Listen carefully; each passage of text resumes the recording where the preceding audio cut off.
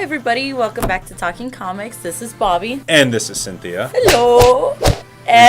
Were those your Black Widow moves Yes, that you were Black practicing Widow right moves. now? How coincidental, because we are reviewing Black Widow #1 this week. Marvel Now, Point Now, all new.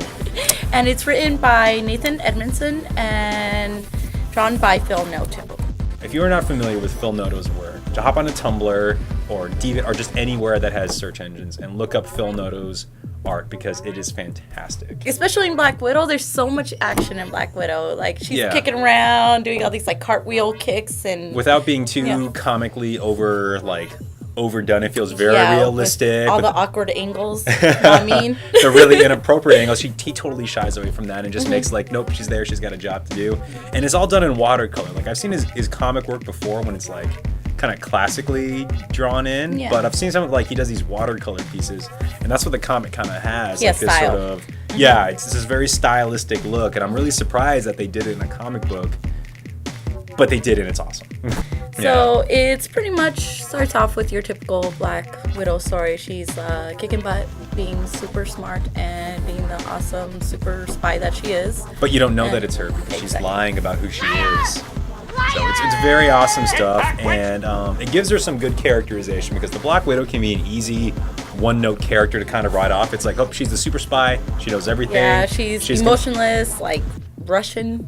yeah, she's gonna be the person to get the job done and not say much about it. Meanwhile, like Thor and Captain America and Wolverine, they're all gonna have like this witty banter, and Black Widow's just sort of gonna be there in the background, you know. But fortunately, the comic gives her a lot of personality without really overdoing it, and I Yeah. think that goes to Nathan Edmondson's writing. Yeah, and I've known the Black Widow character for a long time, and this book felt really new, really fresh, and even the pieces about her history were very different. I was kind of like, oh, I never thought that she would try to go for this. And I mean, I know that from the past she's been a villain before. Like, one of her first appearances was she actually fought Hawkeye. Yeah. Like, but that was back when she wore like a black veil over her face and like a dress. And it's like now she's Times wearing have like changed and Yeah. bullet bracelets.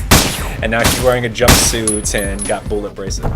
Bullet bracelets. Bullet bracelets. They're called the Widow Sting, I call them bullet bracelets. not bullet bracelets. But they go like, She's called the Black They Widow, go- not the Black Bullet. they have the sound effects like bullets though.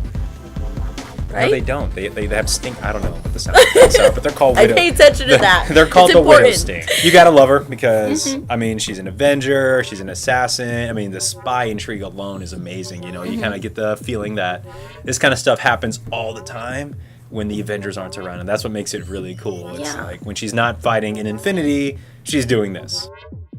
Yeah, I really like the Black Widow Hawkeye stories where it's more humanized. You see a lot of like a Tony Stark or even Captain America. Like, Tony Stark has like millions of dollars and he's living this crazy lifestyle, and then there's like Captain America that's like super soldier. And then you see like Black Widow and Hawkeye and their stories. They're just like really regular people, but Yeah. She's even they're got an part of the apartment. Avenger life. Yeah. That was my favorite part. It's like, what? Black Widow has an apartment? She has a She's cat. just like me. No, she doesn't have a cat. Don't make that mistake. Well, she has a cat. It's her cat, but she doesn't want to accept that it's her cat. I adopt all stray cats in my apartment complex. They're all mine. I don't care. And that's why Cynthia felt the connection to Black Widow that she did. Plus, Crazy she's cat lady. So it's an awesome start to a fantastic series. I mean, I wish I could speak more of the praises of it, but I mean, you just got to read it to find out about it. I mean, just for the artwork sure. alone, it's glorious. So, Black Widow #1, check it out. It's Definitely good stuff. approve. I give it. If I were to give it a rating, I would give it 1,000 Black Widow sting bites to the neck. That's powerful. That's a good rating. Yeah, that's the intensity of my rating. 1,000 Black Widow bites is what I rate this Terrifying. comic. I give it a million thumbs up. a million thumbs up. Can you imagine a million thumbs on your arm? Gross. And now it's in your mind forever. It's awful. It's awful. So check it out. So that's it, guys. Be sure to follow us on Facebook at Heroes and Villains Tucson. And on our Twitter and Tumblr under HMV Comics. HB Comics. Yep. Yeah. Later, guys. Bye.